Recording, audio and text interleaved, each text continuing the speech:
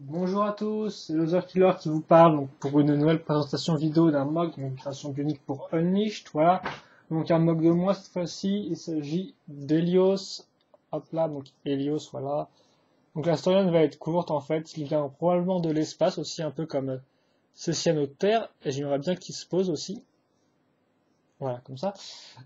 Désolé donc si ça me coupe un peu.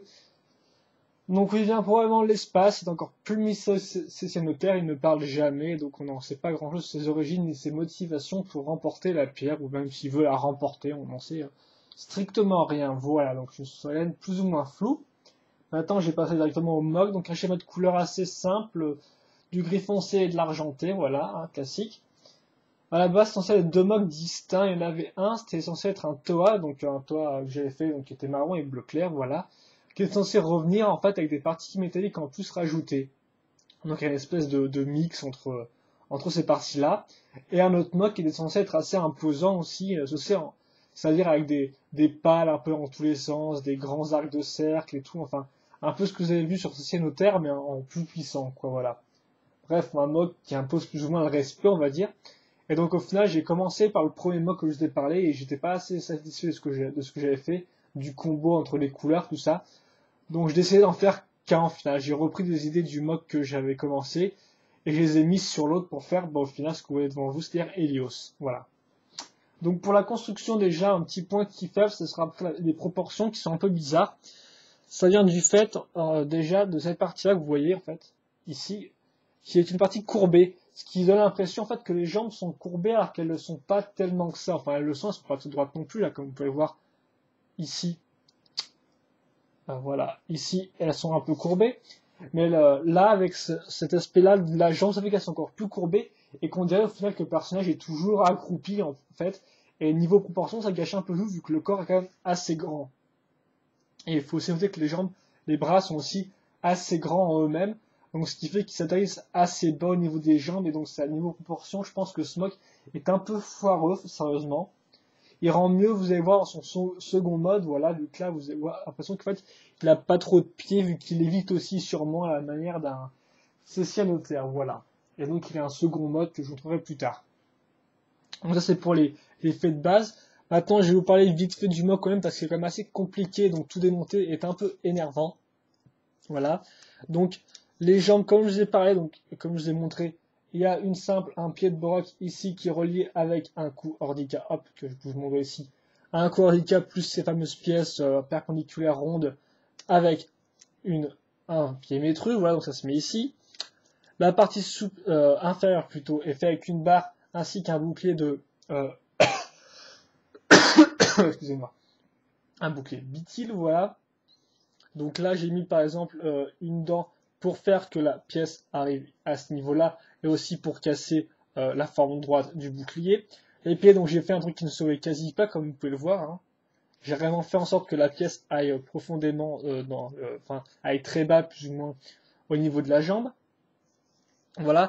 Et sur les côtés, pour donner du dynamisme, vu que pour moi un mock qui vient de l'espace est forcément plus ou moins dynamique, hein, j'ai mis des ailes de Copaka sur les côtés. Ce qui permet aussi d'éviter le syndrome de faire un mock trop droit, parce que vous allez voir le mock quand même assez carré. Voilà donc pour les jambes. Voilà, donc j'ai posé cette main-là, donc ma main droite, ma main gauche plutôt. Voilà. Donc maintenant je vais vous montrer un peu le corps, comment il est fait. Donc j'ai démonté les pièces une par une en fait.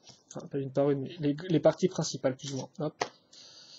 Voilà, comme ça vous pourrez comprendre. Donc il faut juste savoir déjà qu'à la base c'est un...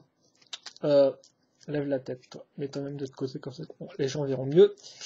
À la base c'est un simple bassin métru, voilà, comme vous pouvez le voir. Hein.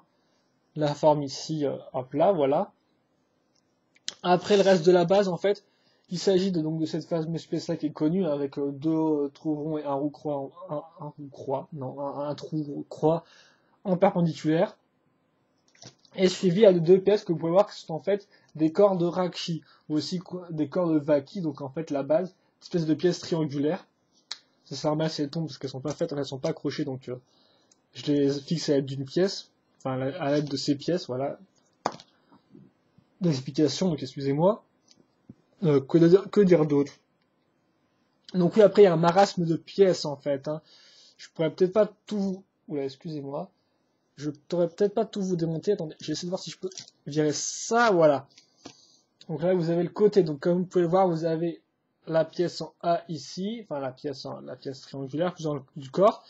Là, vous remarquez que vous avez au milieu une grande barre pour le cou. Excusez-moi si je... Voilà, assez mal. Voilà. Je vais virer ça aussi. C'est le dos, donc là, il y a vraiment tout démonté. Hein. Voilà, donc je vous montre un peu l'aspect ici et là. Donc là, vous avez une énorme barre donc de 8, je crois. 8 ou 7 ici, qui passe pour accrocher les deux bras, donc les deux parties de bras, qui sont faites avec ces bonnes vieilles, des bons vieux pieds de Rakshi. Et donc les fameux coups Hordika ici que j'ai réutilisé, hein, donc ça aussi très utilisé pendant Unleashed, enfin pendant l'autre phase de création de Unleashed. Et pour le bras, après, bah, je suis reparti en avoir, je voulais une sorte d'aile, en fait, vous allez voir, qui contribue à continuer une forme. Donc j'ai mis cette pièce-là de Bordak, normalement, et j'ai rajouté d'autres pièces qui partent ici et là, comme vous pouvez le voir. Le tout est plus ou moins bien raccroché. Hop là. Oui, un assemblage de pièces. Donc c'est assez compliqué. Et les jambes, les bras plutôt, excusez-moi, le reste des bras, voilà, avec une dague ici. Attendez, parce que je suis assez mal installé.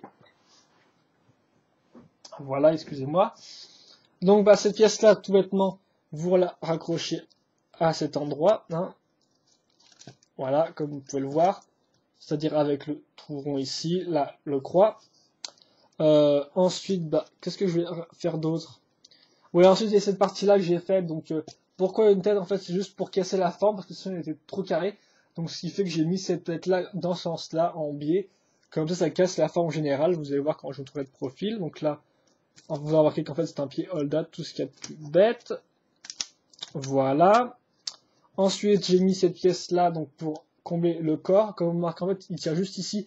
Et grâce à cette pièce-là, je la fais s'incruster dans le trou, donc ce qui fait que la pièce ne bouge pas trop. Comme ça, voilà. Ensuite, donc des pièces de Robo Rider assez simples que je fixe ici sur les côtés. Donc attendez que je... Voilà. Le bas des pièces est maintenu par une barre, comme vous pouvez le voir ici. Hop, là, la petite barre, là, je sais pas si vous la voyez bien. Ce qui permet de maintenir en fait cet espace vide là du Robo Rider. Hop là.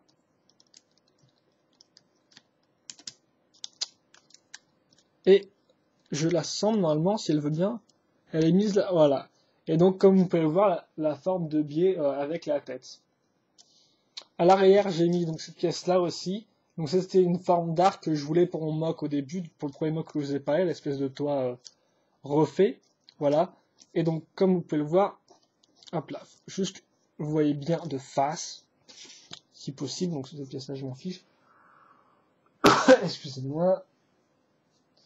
Je vais remettre un peu mes bras en place. Vous avez cette forme-là, donc, qui est continuée par ces pièces-là, en fait. Donc ça, c'était le but. Pourquoi mettre des pièces de Bordak? Pour continuer la forme, tout bêtement.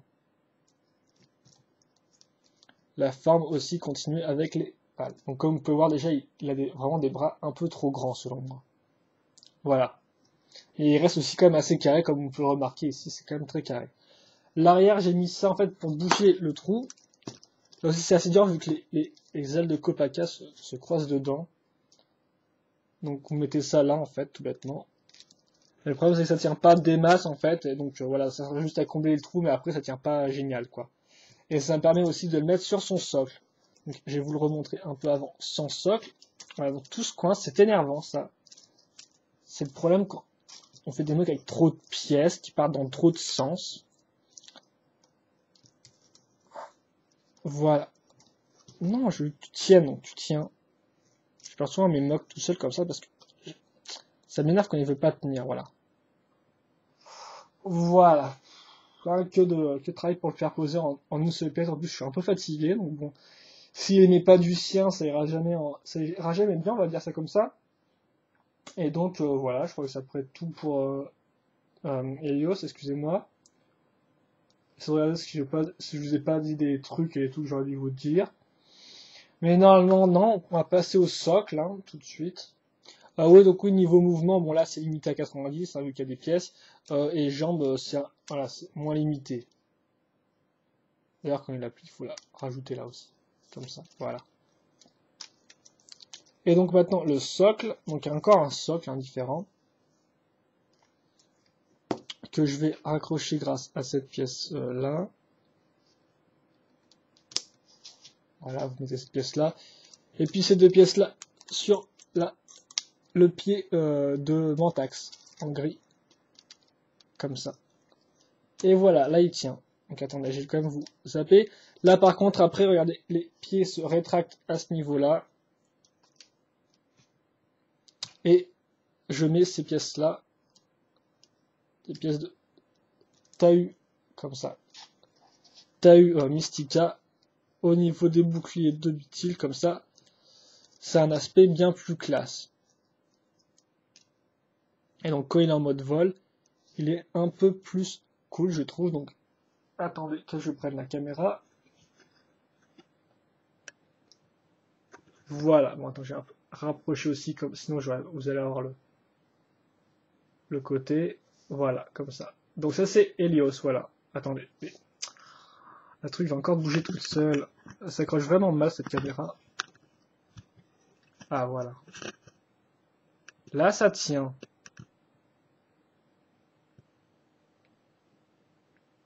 Voilà, donc l'ami Helios sur son socle. Donc je pense que j'ai à peu près fait le tour du mock en lui-même. Hein. Je vous ai à peu près tout montré. Hop là, mais très bien comme ça, toi. Voilà, donc n'hésitez pas à faire vos commentaires. C'est mon dernier mock pour Unleashed. Après, on va passer à un mock un peu spécial. Et puis après, on passera aux armes de Unleashed. Hein, vu que, bah, pour se battre, il faut bien des armes. Et tout, vu que, comme vous avez remarqué, ils n'ont pas d'armes, en fait. Hein. Souvent, avec les tours, on fait des armes ou trucs comme ça. Eux, ils n'en ont pas. Donc, bien évidemment, c'est parce que dans Unleashed, il y a des armes. Voilà, donc. Je vais le mettre comme ça, en train de regarder en l'air. Et puis voilà, donc c'était Helios, un autre mock spatial pour Unleashed. Et donc je vous dis à la prochaine donc pour un autre mock. Voilà, allez, à plus!